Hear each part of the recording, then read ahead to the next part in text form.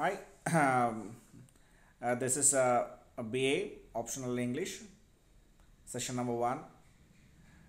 In this session, we discuss a brief history of growth of English literature. These are some of the learning objectives. Especially, students will be able to initiate the students.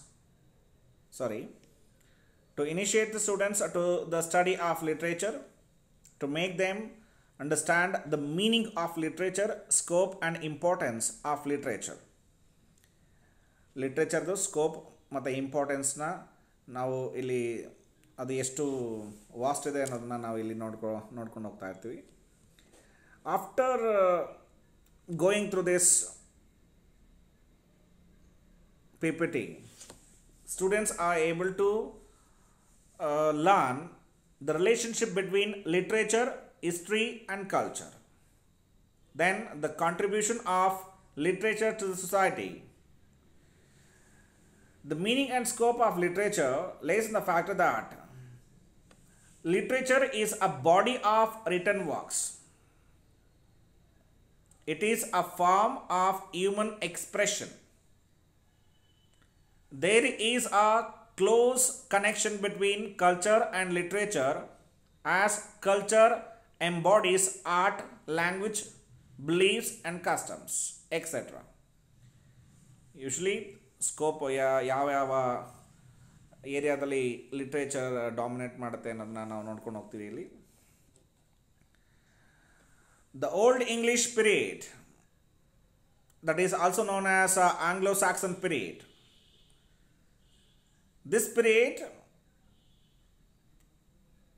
did have three kinds of poetry. The first one is heroic poetry, lyric poetry, Christian poetry. Some popular poets also were there. Caedmon, Cynewulf. Especially as far as prose is concerned, Anglo-Saxon chronicles started by King Alfred. Alfred started Anglo-Saxon chronicles during this period. So even though ಒಂದು serious ಆಗಿ ಹೇಳ್ಬೇಕಂದ್ರೆ the old English period ಏನಿದೆ Anglo Saxon period ಅಷ್ಟೊಂದು ಏನು ಇಂಪಾರ್ಟೆನ್ಸ್ನ ತೆಗೆದುಕೊಳ್ಳಲ್ಲ English literature as far as English literature is concern. The thing is that we have to come across the old English period Anglo Saxon period. ಆ ಒಂದು period ನಿಮಗೆ N E ಟಿಗಾಗಲಿ KSETಗಾಗಲಿ ಅಷ್ಟೊಂದು important ಇಲ್ಲದೇ ಇದ್ರೂ ಕೂಡ ನಾವು ಅದರಲ್ಲಿ ಬೇಸಿಕ್ಸ್ ಏನಿದೆ ಅದನ್ನು ನಾವು ತಿಳ್ಕೊಬೇಕಾಗತ್ತೆ. ದೆನ್ ಇದಾದ ಮೇಲೆ ಆಂಗ್ಲೋ ನಾರ್ಮನ್ ಪೀರಿಯಡ್ ಬರುತ್ತೆ.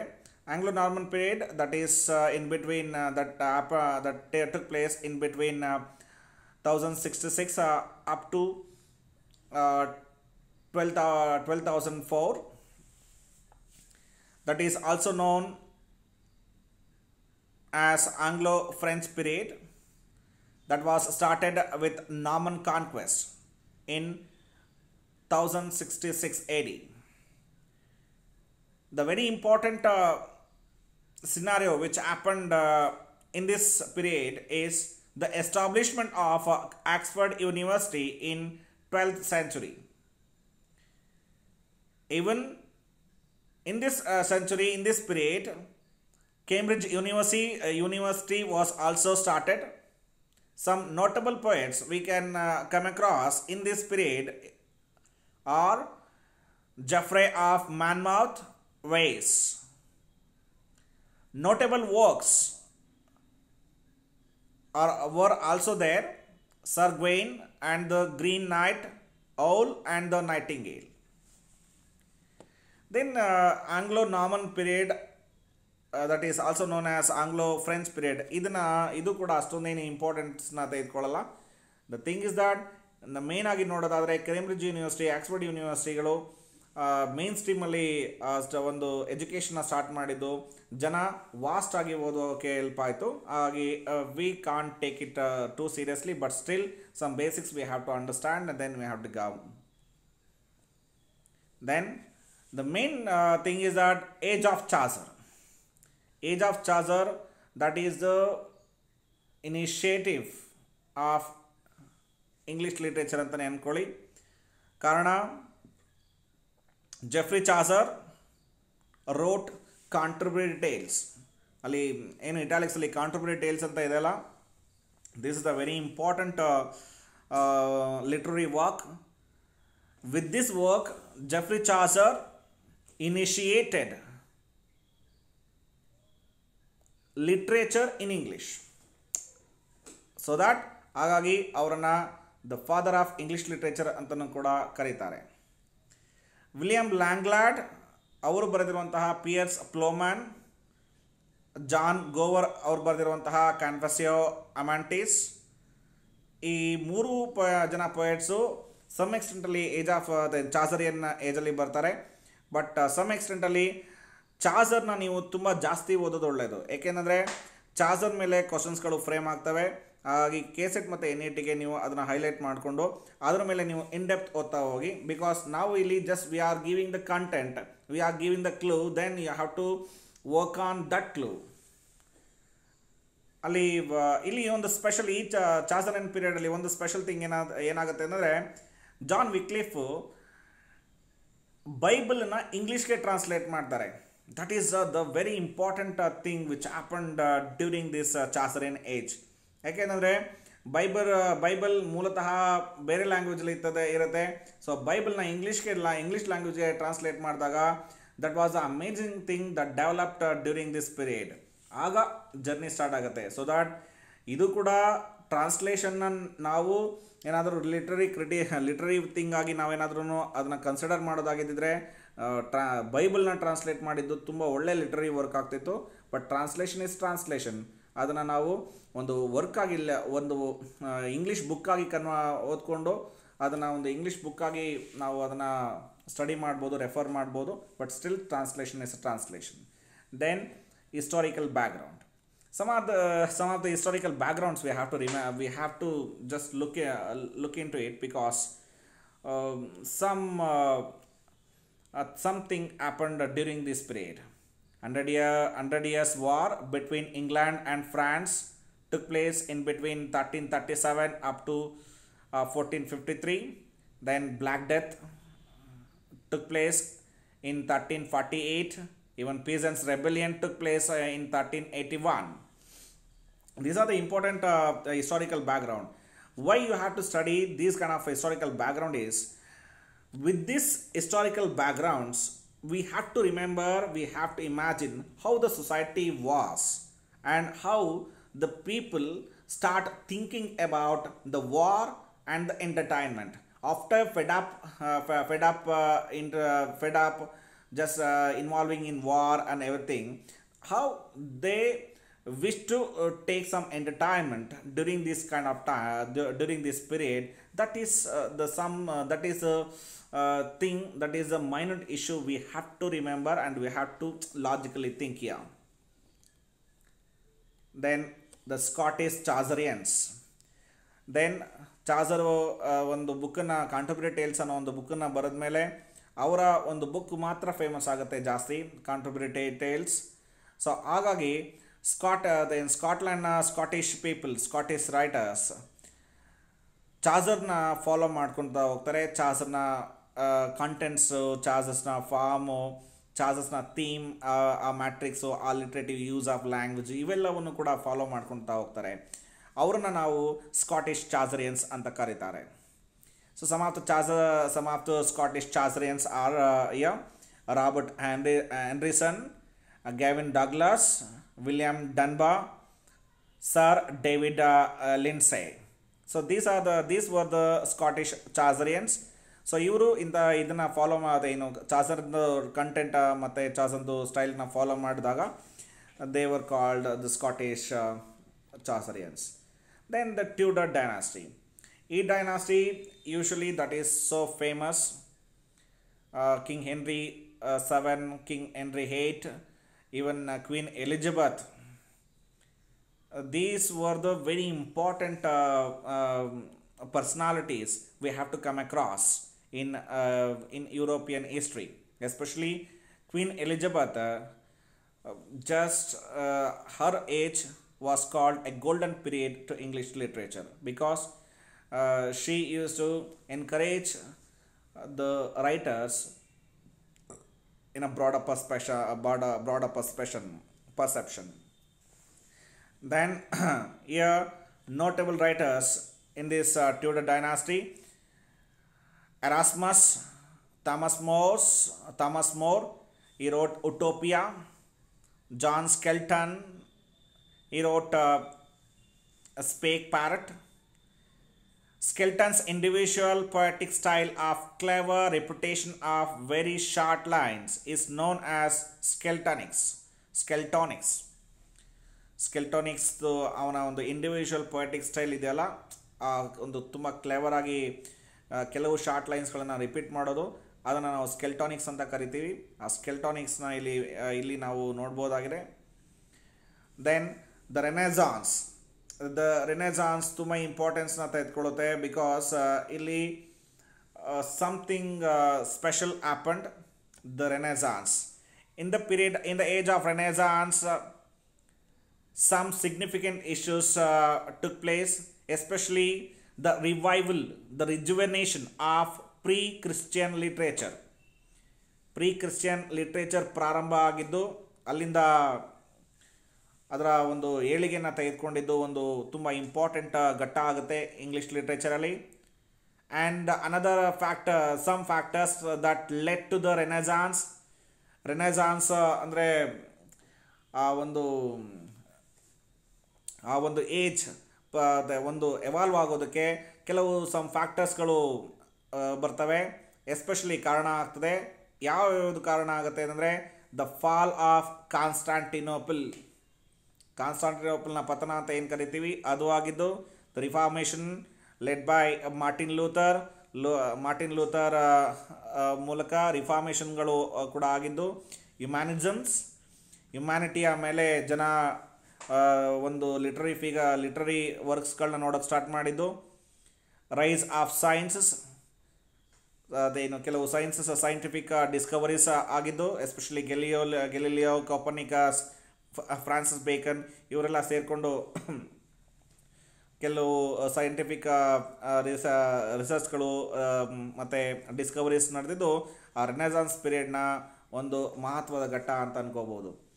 Especially introduction of the printing by William Caxton in 1476. This is going to be the turning point we have to look in, because William ಕ್ಯಾಕ್ಸ್ಟನ್ನು ಪ್ರಿಂಟಿಂಗ್ ಪ್ರೆಸ್ನ ಓಪನ್ ಮಾಡಿಲ್ಲ ಅಂದರೆ ಈ ಬುಕ್ಗಳು ಸೋಫಾರ್ ಯಾವ್ಯಾವುದು ಲಿಟ್ರರಿ ವರ್ಕ್ಸ್ಗಳು ಬರೆದ್ರೋ ಅದು book ಆಗಿ ಕನ್ವರ್ಟ್ ಆಗ್ತಿರ್ಲಿಲ್ಲ ಮತ್ತು ಇಡೀ ವರ್ಲ್ಡ್ ವೈಡ್ ಅದು ಸ್ಪ್ರೆಡ್ ಕೂಡ ಆಗ್ತಿರ್ಲಿಲ್ಲ. ಸೊ ದ್ಯಾಟ್ ವಿಲಿಯಂ ಕ್ಯಾಕ್ಸ್ಟನ್ನ ಆ ಒಂದು ಪ್ರಿಂಟಿಂಗ್ ಪ್ರೆಸ್ ಅದೇನು ಪ್ರಿಂಟಿಂಗ್ ಮೆಥಡ್ ಇದೆಯಲ್ಲ, ಆ printing method that was the remembering task especially during this renaissance period as far as English literature is concerned. Then the Elizabethan age. Here is an Elizabethan age. This is the age. Especially Shakespeare dominated because he wrote 154 sonnets. This is a sonnet which is a very short poem of only 14 iambic pentameter lines. That is very important to learn. 14 iambic pentameter lines ಇದು ಯಾವ ರೀತಿ ಇರುತ್ತೆ ಅನ್ನೋದನ್ನ ನೀವು further study ಮಾಡ್ಕೊಳ್ಳಿ. ಯಾಕೆಂದರೆ these are the very important confusing task. ಇಲ್ಲಿ confuse ಆಗ್ತಾ ಇರುತ್ತೆ ಮತ್ತು ಅದನ್ನು ನಾವು ಪದೇ ಅದನ್ನು ಓದಿ ಅದನ್ನು ನಾವು ಮಾಸ್ಟರ್ ಮಾಡ್ಕೋಬೇಕಾಗತ್ತೆ, ಯಾವುದು ಅದರ ಡಿಫ್ರೆನ್ಸ್ ಯಾವ ರೀತಿ ಇರುತ್ತೆ ಅನ್ನೋದನ್ನ. Some of the important poets who used to write sonnets were Henry Howard, Earl of Surrey and Sir Thomas Watt. Some of the poets even translated Petrarchan sonnets, Italian Petrarchan sonnets na kuda translate ಮಾಡ್ತಾರೆ. Philip Sidney ಅವರು Astrophel and Stella ಅನ್ನೋ ಒಂದು ಬುಕ್ಕನ್ನು ಬರೀತಾರೆ. That consist of many sonnets. ಅದು ತುಂಬ important ಆಗುತ್ತೆ. Astrophel and Stella underline ಮಾಡ್ಕೊಳ್ಳಿ. ಅಸ್ಟೋಫಲ್ ಸ್ಟೆಲ್ಲಾ ತುಂಬ ಇಂಪಾರ್ಟೆಂಟ್ ಆಗುತ್ತೆ. ಎಡ್ಮಂಡ್ ಸ್ಪೆನ್ಸರ್ ಕೂಡ ವೆರಿ ಇಂಪಾರ್ಟೆಂಟ್ ಆಗ್ತಾರೆ ಇಲ್ಲಿ.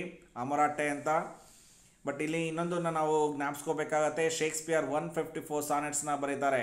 Then writing 154 sonnets is not that easy. ಹಾಗಾಗಿ ಶೇಕ್ಸ್ಪಿಯರ್ನ ವೆರಿ ಸ್ಪೆಷಲ್ ಪರ್ಸನ್ ಆಗಿ ನಾವು ಥಿಂಕ್ ಮಾಡಬೇಕಾಗತ್ತೆ ಈ ಒಂದು ಸೆಕ್ಷನಲ್ಲಿ.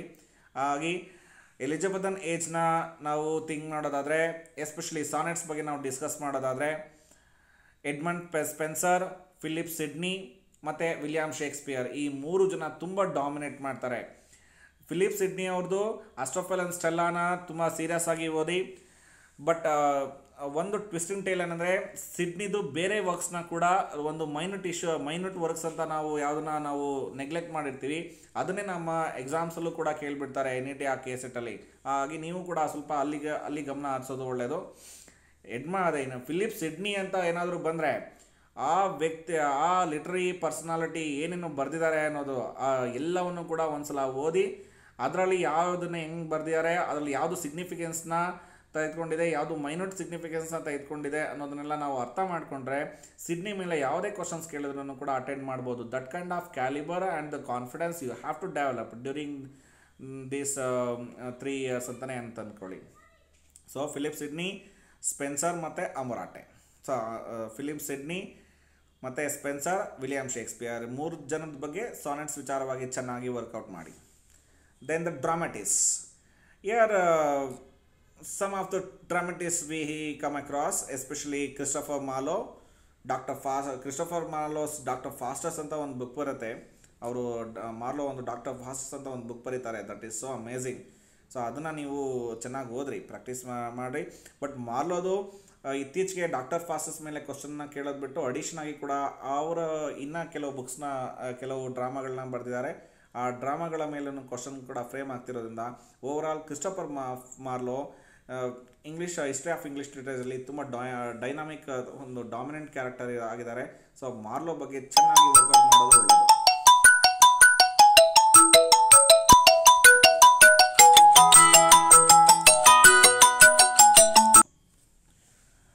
ವಿಲಿಯಂ ಶೇಕ್ಸ್ಪಿಯರ್ದು ತುಂಬ ಇಲ್ಲಿ ಇಂಪಾರ್ಟೆಂಟ್ ಆಗುತ್ತೆ. ವಿಲಿಯಂ ಶೇಕ್ಸ್ಪಿಯರ್ನ 37 ಡ್ರಾಮಾಗಳಿದೆಯಲ್ಲ, 37 ಡ್ರಾಮಾಗಳು ಎಲ್ಲವೂ ಅವೈಲಬಲ್ ಇಲ್ಲ. ಅದರಲ್ಲಿ ಯು ಬಿಲೀವ್ ಆರ್ ನಾಟ್ ನಾವು ಬೈಫರ್ಕೇಟ್ ಮಾಡ್ಕೋಬೇಕಾಗತ್ತೆ. 10 ಟ್ರಾಜಿಡೀಸ್ ಮತ್ತು 13 ಕಾಮಿಡೀಸ್, ಆಮೇಲೆ ಹಿಸ್ಟಾರಿಕಲ್ ಪ್ಲೇಸು 10, ಇನ್ನು 4 ರೊಮ್ಯಾನ್ಸಸ್ ಅಂತ 4 ಥರ ಡಿವೈಡ್ ಮಾಡ್ತಾರೆ ಅದನ್ನು. ಮತ್ತು ಇನ್ನೊಂದು ಸಲ ಹೇಳ್ತಾ ಇದ್ದೀನಿ, 10 historical place, then 10 tragedies, 13 comedies and 4 romances, romantic dramas ಅಂತ ಕರೀತಾರೆ. ಸೊ ದಟ್ ಒಟ್ಟು 37 ಡ್ರಾಮಾಗಳನ್ನು ಬರೀತಾರೆ. ನಿಜವಾಗ್ಲೂ ಹೇಳ್ಬೇಕಂದ್ರೆ ಆ 37 ಡ್ರಾಮಾಗಳು ಯಾವ್ಯಾವುದು ಅನ್ನೋ ಸೀಕ್ವೆನ್ಸ್ ಇದೆಯಲ್ಲ, ಆ ಸೀಕ್ವೆನ್ಸ್ನ ನಾವು ಭಾಗ ಮಾಡ್ಕೋಬೇಕಾದ್ರೇ ಕಷ್ಟ ಆಗುತ್ತೆ.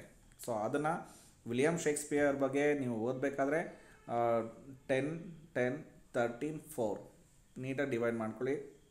Historical, tragedies, comedies and even ರೊಮ್ಯಾನ್ಸಸ್, ಒಟ್ಟು 37. ಮತ್ತು ಶೇಕ್ಸ್ಪಿಯರ್ನ ಸಾನೆಟ್ಸು ಮತ್ತು ಶೇಕ್ಸ್ಪಿಯರ್ನ ಡ್ರಾಮಾಸು ತುಂಬ ಇಂಪಾರ್ಟೆಂಟ್ ಆಗುತ್ತೆ. ಶೇಕ್ಸ್ಪಿಯರ್ನ ಫುಲ್ಲು ಡೆಪ್ತಲ್ಲಿ ಓದಬೇಕು. ಅದು ಶೇಕ್ಸ್ಪಿಯರ್ನ ಪ್ರತಿಯೊಂದು ಸೆಂಟೆನ್ಸಸ್ ಕೂಡ ಅಮೇಝಿಂಗ್ ಆಗಿದೆ. ಅದನ್ನು ಓದಿ ಎಂಜಾಯ್ ಮಾಡಿ, ಇಂಗ್ಲೀಷ್ ತುಂಬ ಚೆನ್ನಾಗಿ ಬರುತ್ತೆ. ದೆನ್ ಥಾಮಸ್ ಮಿಡಲ್ಟನ್, ಇವರು ಕೂಡ some of the novels, some of the dramas ಬರೆದಿದ್ದಾರೆ. ದೆನ್ ಜಾನ್ ವೆಬ್ಸ್ಟರ್, ಇಷ್ಟು ಜನನೂ ಕೂಡ ಒಳ್ಳೊಳ್ಳೆ ಡ್ರಾಮಟಿಸ್ಟ್ ಎಲಿಜಬೆಥನ್ ಪೀರಿಯಡಲ್ಲಿ ಬಂದು ಹೋದವರು. ದೆನ್ ಪ್ರೋಸ್ ರೈಟರ್ಸ್, ಅಲ್ಲೇನೇ ಕೂಡ ಪ್ರೋಸ್ ರೈಟರ್ಸ್ನ ಕೂಡ ನೋಡ್ತೇವೆ. ಅಂದರೆ ಪ್ರೋಸ್ ರೈಟರ್ಸ್ ಅಂತಂದರೆ ಈ ಕಡೆ ನಾವೆಲ್ಲೂ ಅಲ್ಲ, ಈ ಕಡೆ ಡ್ರಾಮಾನೂ ಅಲ್ಲ, ಆದ್ರೂ ಕೂಡ ಏನೋ ಒಂದು ಲಿಟ್ರರಿ ಇಮ್ಯಾಜಿನೇಟಿವ್, ಲಿಟ್ರರಿ ಕ್ರಿಯೇಟಿವ್ ರೈಟಿಂಗ್ನ ಬರೆದಿದ್ದರಿಂದ ಅವರು Thomas Nashe, John Lyly, Robert Greene, Thomas Lodge, Thomas Deloney, ಇವರು ಇಷ್ಟನ್ನು ಕೂಡ ನೀವು ಚೆನ್ನಾಗಿ ನೋಡ್ಕೊಳ್ಳಿ.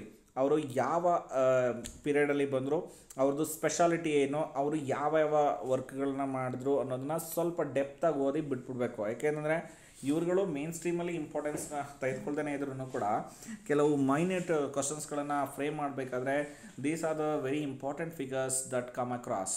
So that we have to come across ಅಂತಲೇ ಅಂದ್ಕೊಳ್ಳಿ. ದೆನ್ ಎಲಿಜಬೆಥನ್ ಪೀರಿಯಡ್ ಮುಗಿದ ಮೇಲೆ ಜಕೋಬಿಯನ್ ಏಜ್ ಬರುತ್ತೆ. ಜಕೋಬಿಯನ್ ಏಜಲ್ಲಿ the Jacobean age that took place in between 1603 to 1625. ಇಲ್ಲಿ king James one the first Stuart king, first Stuart king ಅಂತಲೇ ಕರೀತಾರೆ ಇವನ್ನ, king James one. Then gunpowder plot, Guy Fawkes, then metaphysical poets John Donne, Andrew Marvell. Amazing. ಇಲ್ಲಿ Jacobean ಏಜಲ್ಲಿ ನಾವು ಈ historical ಫ್ಯಾಕ್ಟ್ಸ್ನ ಬಿಟ್ಟರೆ literary ಫ್ಯಾಕ್ಟ್ಸ್ನ ನಾವು observe ಮಾಡೋದಾದರೆ John ಡನ್ನು, Andrew Marvel ಇವರೆಲ್ಲ ಸೇರಿಕೊಂಡು ಮೆಟಾಫಿಸಿಕಲ್ ಸ್ಕೂಲ್ ಆಫ್ ಪೊಯೆಟ್ಸ್ ಅಂತಲೇ ಕರಿತೀವಿ ನಾವು. ಆ ಮೆಟಾಫಿಸಿಕಲ್ ಸ್ಕೂಲ್ ಆಫ್ ಪೊಯೆಟ್ಸ್ನ ಓದೋದು ಬಹಳ ಸ್ವಲ್ಪ ಡಿಫಿಕಲ್ಟು. ಏಕೆಂದರೆ ಅರ್ಥ ಮಾಡ್ಕೊಳ್ಳೋದು ಡಿಫಿಕಲ್ಟು. ಅರ್ಥ ಮಾಡಿಕೊಂಡು, ಏಕೆಂದರೆ ಅವರೆಲ್ಲ ಮೆಟಾಫಿಸಿಕಲ್ ಇದ್ರ ಮೇಲೆ, ಆ ಒಂದು ಕಾನ್ಸೆಪ್ಟ್ಸ್ಗಳ ಮೇಲೆ ಪೊಯಮ್ಸ್ನ ಬರೀತಾರೆ.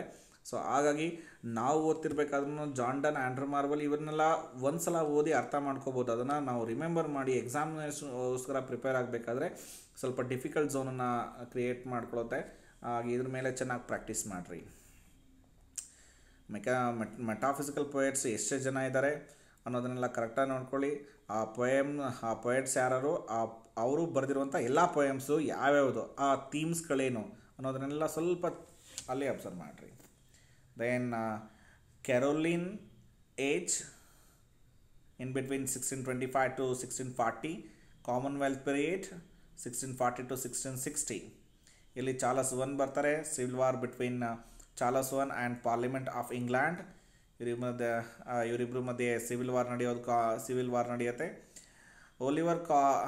Oliver Cromwell executed king Charles in 1649. Theatres were banned. ಇಲ್ಲಿ ನಾವು ಇಂಪಾರ್ಟೆಂಟ್ ಆಗಿ ನಾವು ಹಿಸ್ಟಾರಿಕಲ್ ಫ್ಯಾಕ್ಟ್ಸ್ನ ಬಿಟ್ಟು ಲಿಟ್ರರಿ ಫ್ಯಾಕ್ಟ್ಸ್ನ ಅಬ್ಸರ್ವ್ ಮಾಡಬೇಕಾದ್ರೆ ಇಲ್ಲಿ ಥಿಯೇಟರ್ಸ್ನ ಬ್ಯಾನ್ ಮಾಡ್ತಾರೆ. ವೆರಿ ಇಂಪಾರ್ಟೆಂಟ್ ಥಿಂಗ್ ಏನಂದರೆ, ಯಾಕೆ ಥಿಯೇಟರ್ಸ್ನ ಬ್ಯಾನ್ ಮಾಡಿದರು, ಅದು ಕಾರಣ ಏನು ಅನ್ನೋದನ್ನು ನಾವು ಸೀರಿಯಸ್ ಆಗಿ ಇಲ್ಲಿ ನಾವು ನೋಡಬೇಕಾಗತ್ತೆ. ಥಿಯೇಟರ್ಸ್ನ ಬ್ಯಾನ್ ಮಾಡಿದ್ರಿಂದ ಪೊಯಮ್ಸ್ಗಳಿಗೆ ಏನಾದ್ರೂ ಒಲವು ಜಾಸ್ತಿ ಆಯಿತಾ ಅನ್ನೋ ಒಂದು ಕ್ವಶನ್ ಮಾರ್ಕ್ನ ರೈಸ್ ಮಾಡ್ತಾ ಇದ್ದೀನಿ. ಅದನ್ನು ನೀವೇ ಚೆಕ್ಔಟ್ ಮಾಡ್ಕೊಳ್ಳಿ. ಜಾನ್ ಮಿಲ್ಟನ್ ಪ್ಯಾರಡೈಸ್ ಲಾಸ್ಟ್ ಅನ್ನೋ ಒಂದು the only epic in English, ಇದನ್ನು ನಾವು ಅಬ್ಸರ್ವ್ ಮಾಡ್ಬೋದು. The Mahabharata and Ramayana, these are the two Hindu epics. ಇಂಡಿಯಾದಲ್ಲಿ ಆಗಿರುವಂತಹ ಎರಡು ಎಪಿಕ್ಸ್ ಇವು, ರಾಮಾಯಣ ಮಹಾಭಾರತ. ಆದರೆ ಏನಾದ್ರೂ ಇಂಗ್ಲೀಷಲ್ಲಿ ಎಪಿಕ್ಸ್ ಯಾವುದಾದ್ರು ಇದೆಯಾ ಅಂದರೆ, that is the only EPIC, that is the paradise last. This is amazing. ಅದು 12 ಕ್ಯಾಂಟೋಸಲ್ಲಿ ಬರುತ್ತೆ. 12 ಕ್ಯಾಂಟೋಸ್ನ ಅದು ನಾವು ಓದ್ತಾ ಹೋದರೆ ತುಂಬ ಸೂಪರ್ಬ್ ಆಗಿದೆ. ಆದರೆ ಆ 12 ಕ್ಯಾಂಟೋಸ್ನ ಓದೋದು, that is the marathon race. ಆ ಮ್ಯಾರಥಾನ್ ರೇಸ್ನ ನೀವು ಕೂಡ ಕಂಪ್ಲೀಟ್ ಮಾಡ್ಬೋದು. When it comes to essential part ಅನ್ನೋ ಟೈಮ್ ಬಂದಾಗ ಅದನ್ನು ಪ್ಯಾರಡೈಸ್ ಲಾಸ್ಟ್ನ ಖಂಡಿತ ಓದಿ. 12 ಕ್ಯಾಂಟೋಸ್ ಇದೆ, 12 ಕ್ಯಾಂಟೋಸ್ ಕೂಡ ಅವೈಲೇಬಲ್ ಇದೆ. ಅದನ್ನು ಸೀರಿಯಸ್ ಆಗಿ ಓದ್ರಿ, ನಿಮಗೆ ತುಂಬ ಚೆನ್ನಾಗಿ ಅರ್ಥ ಆಗುತ್ತೆ. ಯಾಕೆಂದರೆ ನಾವು ರಾಮಾಯಣ ಮಹಾಭಾರತ, ಅದು ಎಸ್ಪೆಷಲಿ ನಾನಂತೂ ಓದಿಲ್ಲ ಪೂರ್ತಿಯಾಗಿ, ಬಟ್ ಅಟ್ಲೀಸ್ಟ್ ಪ್ಯಾರಡೈಸ್ ಲಾಸ್ಟ್ನ ಓದಿದ್ರೆ ಸಮ್ ಎಕ್ಸ್ಟೆಂಟಲ್ಲಿ ನಮಗೆ ಇಂಗ್ಲೀಷ್ ಲಿಟ್ರೇಚರ್ ಜೊತೆಗೆ ಸ್ವಲ್ಪ ಲ್ಯಾಂಗ್ವೇಜ್ ತುಂಬ ಗ್ರಿಪ್ ಸಿಗುತ್ತೆ ಅನ್ನೋದು ನನ್ನ ಇಂಟೆನ್ಷನ್ ಆಗಿರುತ್ತೆ. Then John Bunyan's Pilgrim's Progress. This is the literary work, especially that is the initiative towards writing novels ಅಂತಲೇ ಅಂದ್ಕೊಳ್ಳಿ. ಪಿಲ್ಗ್ರಿಮ್ಸ್ ಪ್ರೋಗ್ರೆಸ್ ಜಾನ್ ಬನಿಯಾನ್ ಬರೆದಿದ್ದು. ಇದಾದಮೇಲೆ ನಾವೆಲ್ಸ್ಗಳ ಬಗ್ಗೆ ಗಮನ ಹರಿಸೋಕ್ಕೆ ಸ್ಟಾರ್ಟ್ ಮಾಡ್ತಾರೆ. Then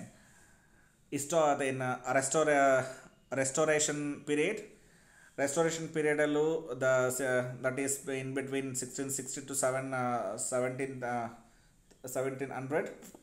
King Charles I was restored in 1660. Ban on theatres was lifted. That is so common. Theatres ಮೇಲೆ ಬ್ಯಾನ್ ಅದನ್ನ ತೆಗಿತಾರೆ. Then Whigs and Tories, two political parties emerged in this period. Restoration drama, John Dryden, Absalom and Achitophel. ಅದು ಅಬ್ಸಾಲಮ್ and ಅಚಿಟೋಫೆಲ್ ಇದೆಯಲ್ಲ, ಇದನ್ನು ಸರಿಯಾಗಿ ಓದಬೇಕು, ತುಂಬ ಚೆನ್ನಾಗಿದೆ ಇದು. ವಿಲಿಯಂ ಕಾಂಗ್ರೀವ್ದು the way of the world ಇದೆಯಲ್ಲ, the way of the world ಓದಲೇಬೇಕಾಗಿದೆ. ಮತ್ತು ಅಷ್ಟು ಇಂಪಾರ್ಟೆನ್ಸ್ನ ತೆಗೆದುಕೊಳ್ಳುವಂತಹ, ಇಂಗ್ಲೀಷ್ ಲಿಟ್ರೇಚರಲ್ಲಿ ಇಂಪಾರ್ಟೆನ್ಸ್ನ ತೆಗೆದುಕೊಳ್ಳುವಂತಹ ಒಂದು drama, the way of the world. ಇದನ್ನು probably you come across during your education period ಅಂತಲೇ ಅಂದ್ಕೊಳ್ಳಿ. Especially English literature is concern. So restoration ಪೀರಿಯಡಲ್ಲಿ ನಿಮಗೆ ವೆರಿ ಇಂಪಾರ್ಟೆಂಟ್ ವರ್ಕ್ ಅದೇನು ಲಿಟ್ರರಿ ಪರ್ಸ್ನಾಲಿಟೀಸು ಜಾನ್ ಡ್ರೈಡನ್ ಮತ್ತು ವಿಲಿಯಂ ಕಾಂಗ್ರೀವ್. ಇಲ್ಲಿ ನೀವು ಇನ್ನೊಂದು ಅಬ್ಸರ್ವ್ ಮಾಡಬೇಕು, ಜಾನ್ ಡ್ರೈಡನ್ ಇವರು ಒಂದು ಕ್ರಿಟಿಸಮ್ನ ಬುಕ್ಕನ್ನು ಕೂಡ ಬರೀತಾರೆ. ಸೊ ಜಾನ್ ಡ್ರೈಡನ್ದು ಓವರಾಲ್ ಅವ್ರು ಯಾವ ವರ್ಕನ್ನು ಮಾಡಿದ್ದಾರೆ, ಯಾವ ವರ್ಕನ್ನ ಲಿಟ್ರರಿ ಕ್ರಿಯೇಟಿವ್ ರೈಟಿಂಗ್ನ ಮಾಡಿದ್ದಾರೆ ಅದನ್ನು ಕೂಡ ನೋಡ್ಕೋಬೇಕು. ಕ್ರಿಟಿಸಮ್ಗೆ ಅವ್ರದ್ದು ಕಾಂಟ್ರಿಬ್ಯೂಷನ್ ಏನು ಅನ್ನೋದು ಕೂಡ ನೋಡ್ಕೋಬೇಕು. ತುಂಬ ಇಂಪಾರ್ಟೆಂಟ್ ಪರ್ಸನಾಲಿಟಿ ಆಗಿ ಜಾನ್ ಡ್ರೈಡನ್ ಉಳ್ಕೋತಾರೆ, especially as far as restoration period is concerned. Then Augustan age. Here is Augustan age that starts in 1700 and lasts in 17 up to 1798. This is the period where the scientific revolution happens. This is the age of prose and reason. Coffee houses emerged there. Some magazines were established and published. Even mock epic of Alexander Pope, that is nothing that the very important literary critic, important literary work, the Rape of the Lock. Rape of the Lock ಅಂದರೆ lock ಅಂದರೆ ಜಡೆ ಅಂತ, ಅಂದರೆ ಕೂದಲು, ಅದೇನು ಕೂದಲದು ಲಾಕ್ನ ನಾವು ಕೂದಲನ್ನ lock ಅಂತಲೇ ಕರಿತೀವಿ. ಆ ಕೂದಲನ್ನ ಯಾವ ರೀತಿ ಕಟ್ ಮಾಡ್ತಾರೆ, ಆ ಕಟ್ ಮಾಡೋದನ್ನ ಸಿಂಬಾಲಿಕ್ ಆಗಿ ಅವರು ರೇಪ್ ಅಂತ ಕರೀತಾರೆ.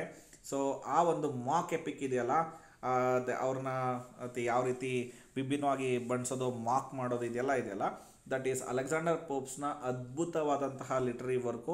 ಅದನ್ನು ನೀವು ತುಂಬ ಅದೇನು ಪ್ರಯತ್ನ ಮಾಡಿ ಓದಿ, ಅದನ್ನು ರೇಪ್ ಆಫ್ ದಿ ಲಾಕ್ನ ಸೂಪರ್ವಾಗಿದೆ. ದೆನ್ ಜೊನಾಥನ್ ಸ್ವಿಫ್ಟು ಸಟೈರ್ಸ್ಗಳನ್ನು ಸ್ವಿಫ್ಟ್ ಏನು ಮಾಡ್ತಾರೆ ಅಂದರೆ ಅವರ ಒಂದು ವರ್ಕಲ್ಲಿ ಕೆಲವು ಸಟೈರ್ಗಳನ್ನ ಮೆನ್ಷನ್ ಮಾಡ್ಕೊಂಡು ಹೋಗ್ತಾರೆ. ಸೊ ಅದನ್ನು ಕೂಡ ಅವರ ಒಂದು ನಾವೆಲಲ್ಲಿ ನಾವು ನೋಡ್ಬೋದಾಗಿದೆ.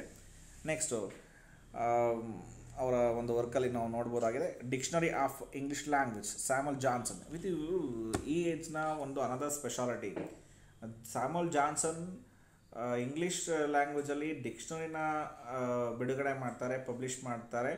ಸೊ ನನ್ನ ಪ್ರಕಾರ ಯಾವಾಗ ಇಂಗ್ಲೀಷ್ ಲ್ಯಾಂಗ್ವೇಜ್ಗೆ ಒಂದು ಡಿಕ್ಷನರಿ ಅಂತ ಅನೌನ್ಸ್ ಆಯಿತೋ ಆಗ್ಲಿಂದ ಇಂಗ್ಲೀಷ್ ಲ್ಯಾಂಗ್ವೇಜ್ ತುಂಬ ಎವಾಲ್ವ್ ಆಗೋದಕ್ಕೆ ಚಾನ್ಸಸ್ ದಾರಿ ಆಯಿತು ಅಂತಲೇ ಅಂದ್ಕೊಳ್ಳಿ. ಕಾರಣ ಏನಂದರೆ any language should have its own dictionary ಅಂತಲೇ ಅನ್ಕೋಬೇಕು. ಸೊ ದ್ಯಾಟ್ ಸ್ಯಾಮುಯಲ್ ಜಾನ್ಸನ್ ಬರೆದಿದ್ದಂತಹ ಇಂಗ್ಲೀಷ್ ಲ್ಯಾಂಗ್ವೇಜ್ನ ಡಿಕ್ಷನರಿ ಇದೆಯಲ್ಲ, so that is the work we have to remember for the long time ಅಂತಲೇ ಅಂದ್ಕೊಳ್ಳಿ. Then romantic period, lyrical ballads that was published in 1798 written by William Wordsworth. That is the amazing work. Lyrical ballads na adana underline ಮಾಡ್ಕೊಳ್ಳಿ. That romantic ಪೀರಿಯಡ್ನ first ಸ್ಟೆಪ್ಪೇ lyrical ballads. ಏನು sir romantic period ಅದು usually start ಆಗೋದು 18th century ಅಂತ, ಅದೇನು ಎಲ್ಲ ಅದು 19th ಸೆಂಚುರಿ ಅಂತ ಹೇಳ್ತಾರಲ್ಲ ಅಂತ ಅಂದ್ಕೋಬೇಡಿ. ಅದು 1798 ಲಿರಿಕಲ್ ಬ್ಯಾಲೆಡ್ಸ್ ಪಬ್ಲಿಷ್ ಆದಾಗ್ಲಿಂದನೇ ಸ್ಟಾರ್ಟ್ ಆಗಿಬಿಡ್ತದು. ಸೊ ಹಾಗಾಗಿ ವರ್ಡ್ಸ್ವರ್ತ್ನ ಸ್ಪೆಷಲ್ ಪರ್ಸನ್ ಆಗಿ ಮತ್ತು ವರ್ಡ್ಸ್ವರ್ತ್ ಮತ್ತು ಕಾಲ್ರಿಡ್ಜ್ ಇವರಿಬ್ಬರನ್ನ ಸ್ಪೆಷಲ್ ಪರ್ಸನ್ಸ್ ಆಗಿ ಒಂದು ಲಿಟ್ರರಿ ಪರ್ಸ್ನಾಲಿಟೀಸ್ ಆಗಿ ಇದನ್ನು ಶೋಕೇಸ್ ಮಾಡಿದ್ದೆ ಈ ಲಿರಿಕಲ್ ಬ್ಯಾಲೆಡ್ಸ್ ಅಂದರೆ ಅಂದ್ಕೊಳ್ಳಿ. ಫ್ರೆಂಚ್ ರೆವಲ್ಯೂಷನ್ ನಡೆಯುತ್ತೆ, ಇಂಡಸ್ಟ್ರಿಯಲ್ ರೆವಲ್ಯೂಷನ್ ಕೂಡ ನಡೆಯುತ್ತೆ, ಬ್ಯಾಕ್ ಟು ನೇಚರ್. ಸೊ ಇದೆಲ್ಲ usually French revolution, industrial revolutions ಇವೆಲ್ಲ ಆದಮೇಲೆ ಮತ್ತೆ ಜನ ಸ್ವಲ್ಪ ನಾರ್ಮಲ್ ಆಗಿ ಇರೋಕ್ಕೆ ಇಷ್ಟಪಡ್ತಾರೆ, ಮತ್ತು ಎಲ್ಲರೂ ಕೂಡ ನೇಚರ್ ಬಗ್ಗೆ ಥಿಂಕ್ ಮಾಡೋಕ್ಕೆ ಸ್ಟಾರ್ಟ್ ಮಾಡ್ತಾರೆ.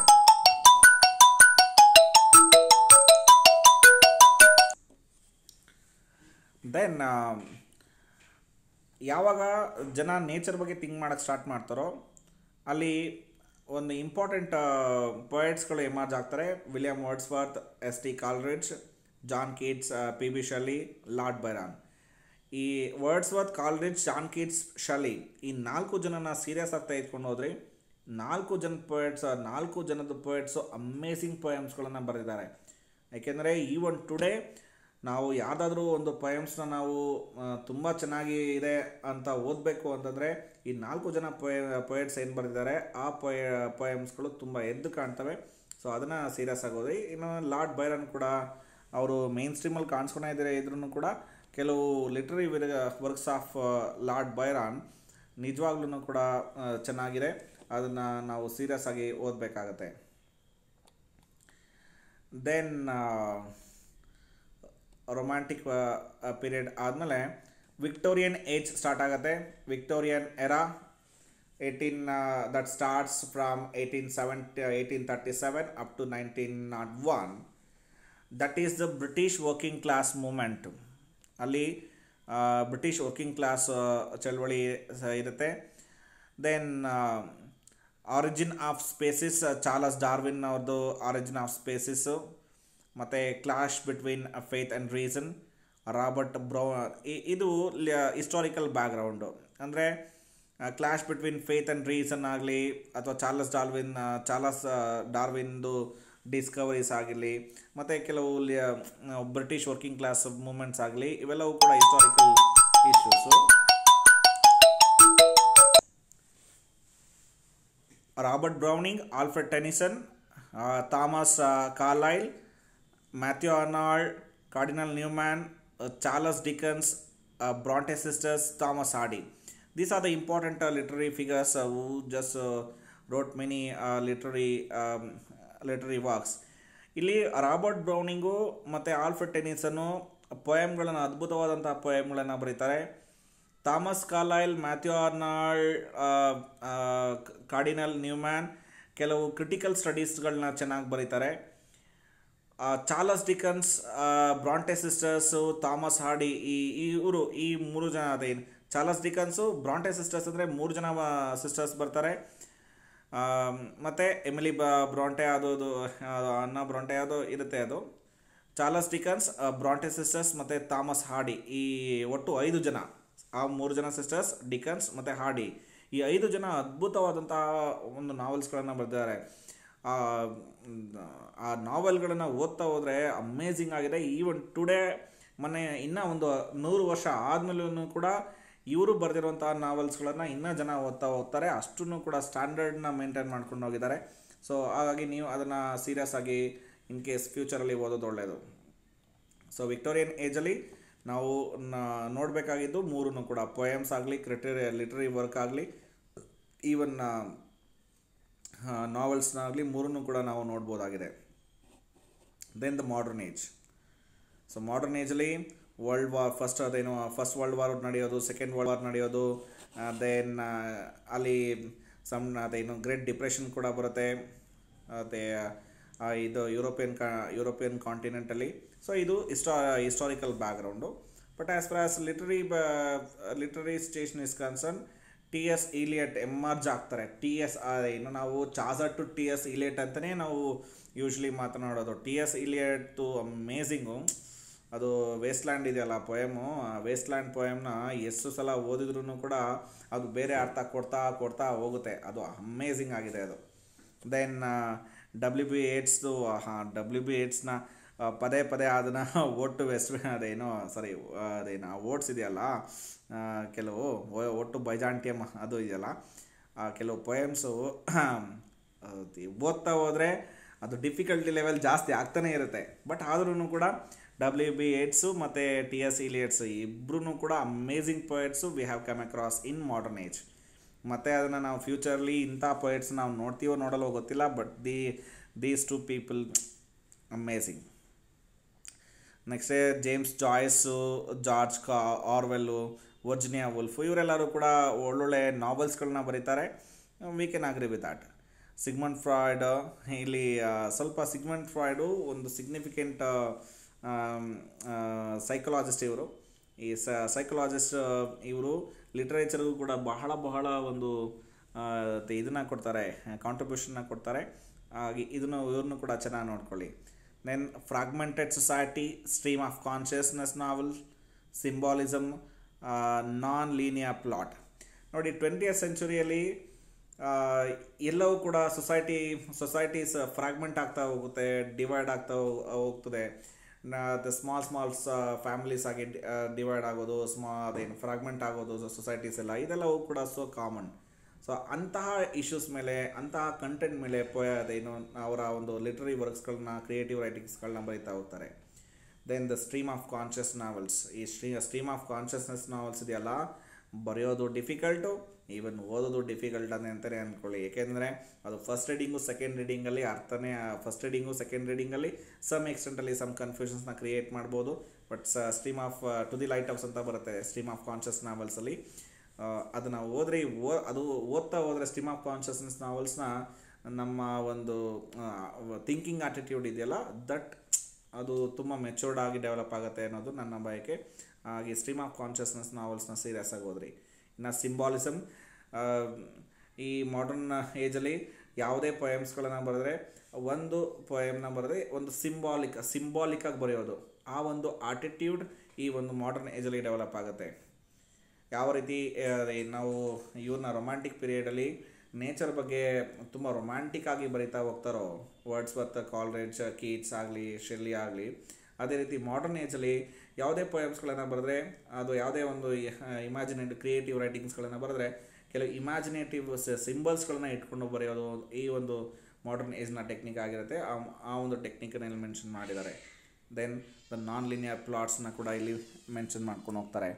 ಪ್ಲಾಟ್ಗಳು ಡಿಫ್ರೆಂಟಾಗಿ ಯೂಸ್ ಮಾಡೋದು ಈ ಒಂದು ಮಾಡರ್ನ್ ಏಜ್ನ ಸ್ಪೆಷಾಲಿಟಿ ಆಗಿರುತ್ತೆ. Then the post modern age, ಅಲ್ಲಿ ಮಾಡರ್ನ್ ಏಜ್ದು ಅದೇನು ಇಯರ್ಸ್ ಎಲ್ಲ ಅಲ್ಲೇ ಕೂಡ ಮೆನ್ಷನ್ ಮಾಡಿದ್ದಾರೆ. Post modern age especially 1945, I mean aftermath of second world war. ಯಾವುದೇ ಏನೇ ನಡೆದಿದ್ರು ಕೂಡ ನಾವು ಇಡೀ ಎಂಟೈರ್ ವರ್ಲ್ಡನ್ನು ನಾವು ನೋಡಬೇಕಾದ್ರೆ after math of second world war ಅಂತಲೇ ನಾವು ಟ್ರೀಟ್ ಮಾಡಬೇಕು. ಅಪ್ ಟು 45 ಇಲ್ಲಿವರೆಗೆ ಸೆಕೆಂಡ್ ವರ್ಲ್ಡ್ ವಾರ್ ಮುಗಿದ ಮೇಲೆ ನೆಕ್ಸ್ಟು ಇಡೀ ಎಂಟೈರ್ ವರ್ಲ್ಡ್ನ ಆ ಒಂದು ಲೈಫ್ನ ಲೀಡ್ ಮಾಡುವಂಥ ಒಂದು ಸಿನಾರಿಯೋ ಇದೆಯಲ್ಲ, ಅದು ಎಷ್ಟು ಚೆನ್ನಾಗಿ ಚೇಂಜ್ ಆಯಿತು. ಮತ್ತು ಲಿಟ್ರರಿ ಫಿಗರ್ಸ್ಗಳು ಯಾವ ರೀತಿ ಅವರು ಕೂಡ ತಮ್ಮ ಪೊಯಮ್ಸ್, ತಮ್ಮ ಒಂದು ಕ್ರಿಯೇಟಿವ್ ರೈಟಿಂಗ್ನ ಬರ್ಕೊಂಡು ಹೋದ್ರು ಅನ್ನೋದನ್ನ ಪೋಸ್ಟ್ ಮಾಡರ್ನ್ ಏಜಲ್ಲಿ ನಾವು ನೋಡ್ತಾ ಹೋಗ್ತೀವಿ. ಇಲ್ಲಿ ಅಂಥ ಸ್ಪೆಷಲ್ ಪೋಸ್ಟ್ ಮಾಡರ್ನ್ ಏಜು ಅಂದರೆ ಈ ಏಜ್ಗೆ ಅಂಥ ಸ್ಪೆಷಲ್ ಥಿಂಗ್ಸ್ ಏನು ಬರೋಲ್ಲ. ಬಟ್ ಆದ್ರೂ ಕೂಡ ಸಮ್ ಇಶ್ಯೂಸ್ ಇದೆ ಇಲ್ಲಿ. ಸೆಲೆಬ್ರೇಷನ್ ಆಫ್ ಫ್ರಾಗ್ಮೆಂಟೇಷನ್, ಅದೇನು ಫ್ರಾಗ್ಮೆಂಟೇಷನ್ನ ಸೆಲೆಬ್ರೇಟ್ ಮಾಡ್ತಾರೆ ಇಲ್ಲಿ. ಮತ್ತು ದ ಅಬ್ಸರ್ಡ್ ಥಿಯೇಟರ್, ಇಲ್ಲಿ ವೇಟಿಂಗ್ ಫಾರ್ ಗೋಡೋ ಅಂತ ಬರುತ್ತೆ, ಥಿಯೇಟರ್ ಆಫ್ ದ ಅಬ್ಸರ್ಡ್ ಅಂತ. ಸೊ ಅದನ್ನು ಇಲ್ಲಿ ಮೆನ್ಷನ್ ಮಾಡ್ತಾ ಹೋಗ್ತಾರೆ. Theatre of the absurd, confessional poetry, Samuel Beckett. ಅದರಲ್ಲಿ ತುಂಬ important figures, personalities, literary personalities ಯಾರು ಬರ್ತಾರೆ ಅಂದರೆ Samuel Beckett, Harold Pinter, John Osborne. These are the very important literary figures who have come across in this postmodern era.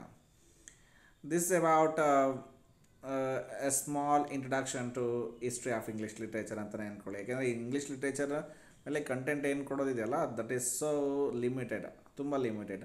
ಅದನ್ನು ನೀವು ಎಷ್ಟು ಈ ಒಂದು ಹಿಂಟ್ಸ್ನ ಇಟ್ಕೊಂಡು ನೀವು ಯಾವ ರೀತಿ ನೀವು ಬುಕ್ಸ್ನ ಓದ್ತಾ ಹೋಗ್ತೀರಾ, ಹಿಸ್ಟ್ರಿ ಆಫ್ ಇಂಗ್ಲೀಷ್ ಲಿಟ್ರೇಚರ್ನ ಓದ್ತಾ ಹೋಗ್ತೀರಾ ಅನ್ನೋದು very important. Then session summary, ಇಲ್ಲಿ we have come across Anglo-Saxon period, Anglo-Norman period, age of Chaucer, Renaissance era, Jacobean and Caroline age, Restoration age, Augustan age, Romantic age, Victorian age, Modern age and Postmodern age.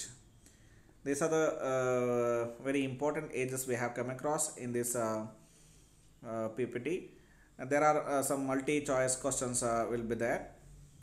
Who wrote Wuthering Heights? ಯಾರು ಬರೆದ್ರು ಅಂತ. ಇಲ್ಲಿ ಅನ್ನೆ ಬ್ರಾಂಟೆನಾ, Emily ಬ್ರಾಂಟೆನಾ, Charlotte ಬ್ರಾಂಟೆನಾ ಅಥವಾ ಮೇರಿ ಶೆಲ್ಲಿನಾ? ಯಾವಾಗಲೂ ಕೂಡ ಒಂದು multiple choice ಕ್ವಶನ್ಸ್ಗಳನ್ನು ಯಾವಾಗಲೂ ಕೂಡ ನಾವು ಫಸ್ಟು ಕ್ಯಾನ್ಸಲ್ ಮಾಡ್ಕೊಂಡು ಹೋಗಬೇಕು. ಚಾಯ್ಸ್ಗಳನ್ನು ಫಸ್ಟು ಯಾವುದು ಇರಲ್ಲ ಅನ್ನೋದನ್ನ ನಾವು ನೋಡ್ಕೊಂಡು ಹೋಗಬೇಕು. ಈಗ for example who wrote Wuthering Heights ಅಂತ ಇದ್ದರೆ, ವುದರಿಂಗ್ ಹೈಟ್ಸ್ನ ಯಾರು ಬರ್ದಿರಲ್ಲ, ಮೇರಿ ಶೆಲ್ಲಿ ಬರ್ದಿರೋಕ್ಕೆ ಚಾನ್ಸ್ ಇಲ್ಲ. ಈಗ ಕನ್ಫ್ಯೂಸ್ ಇರೋದು ಚಾರ್ಲೆಟ್ ಬ್ರಾಂಟೆ, ಎಮಿಲಿ ಬ್ರಾಂಟೆ, ಅನ್ನಾ ಬ್ರಾಂಟೆ, ಈ ಮೂರು ಜನ ಕನ್ಫ್ಯೂಸ್ ಇದೆ ಅಂದ್ಬಿಟ್ಟು ಆ ಮೂರಲ್ಲಿ ಒಂದು ಸೆಲೆಕ್ಷನ್ ಮಾಡಬೇಕು.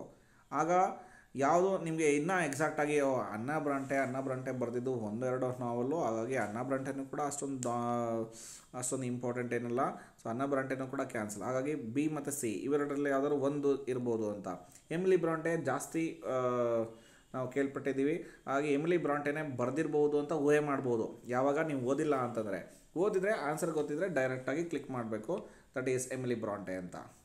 Next which among these is a tragedy by William Shakespeare ಅಂತ ಇದೆ. That is absolutely Hamlet. Doctor Faustus ಕೂಡ ಅದನ್ನು ಕೂಡ ಟ್ರಾಜಿಡಿ ಆಗುತ್ತೆ, ಅದೇ ಟ್ರಾಜಿಕಲ್. ಬಟ್ ಇಲ್ಲಿ ನಾವು ಅದನ್ನು ಮೆನ್ಷನ್ ಮಾಡೋದು ಬೇಡ. ಬಟ್ ಒಂದೇ thing is that William Shakespeare has written a tragedy that is called, that is one of the tragedies is Hamlet ಅಂತಲೇ ಅಂದ್ಕೊಳ್ಳಿ, ಹ್ಯಾಮ್ಲೆಟೇನೆ ಅದು. Next name the author of culture and anarchy. ಈ ಕಲ್ಚರ್ ಆ್ಯಂಡ್ ಅನಾರ್ಕಿನ ಅನ್ನೋ ಒಂದು ಬುಕ್ಕನ್ನು ಬರೆದವ್ರು ಯಾರು ಅಂತ, ಅದು ಮ್ಯಾಥ್ಯೂ ಅರ್ನಾಲ್ಡ್ ಬರ್ತಾರೆ. Next name the author of songs of innocence and songs of experience ಅಂತ ಇದೆ. ಅದನ್ನು songs of innocence and experience ಆ ಒಂದು ಬುಕ್ಕನ್ನು ಬರೆದವರು ವಿಲಿಯಮ್ ಬ್ಲೇಕ್. ರೊಮ್ಯಾಂಟಿಕ್ ಪೀರಿಯಡ್ನ William Blake. Then who wrote Astrophel and Stella ಅಂತ ಇದೆ. That is none other than Philip Sidney ಅದನ್ನು ಅಸ್ಟೋಫರ್ ಆ್ಯಂಡ್ ಸ್ಟೆಲ್ಲಾನ ಬರೀತಾರೆ. ಸೊ ದಟ್ ಇಲ್ಲಿ ಕೆಲವು ರೆಫರೆನ್ಸ್ಗಳನ್ನು ನಾವು ನಿಮಗೆ ಮೆನ್ಷನ್ ಮಾಡಿದ್ದೀವಿ, ಆ ರೆಫರೆನ್ಸ್ಗಳನ್ನು ನೀವು ನೋಡಿಕೊಂಡು ಮಾಡಿ. But one thing I just would like to tell you everything. History of English ಲಿಟ್ರೇಚರ್ನ ಓದಬೇಕಾದ್ರೆ ತ್ರಿವೇದಿ ಅವರು ಒಂದು ಬುಕ್ಕನ್ನು ಬರೆದಿದ್ದಾರೆ. ಆ ತ್ರಿವೇದಿಯವರ ಹಿಸ್ಟ್ರಿ ಆಫ್ ಇಂಗ್ಲೀಷ್ ಲಿಟ್ರೇಚರ್ ಅದು ಅಮೇಝಿಂಗ್ ಆಗಿರುತ್ತೆ. ಅದನ್ನು ಓದಿ ಚೆನ್ನಾಗಿ ನಿಮಗೆ ನೀಟಾಗಿ ಅರ್ಥ ಆಗುತ್ತೆ. So this is about history of English literature. ಅದು especially P P T session number 1. Thank you very much.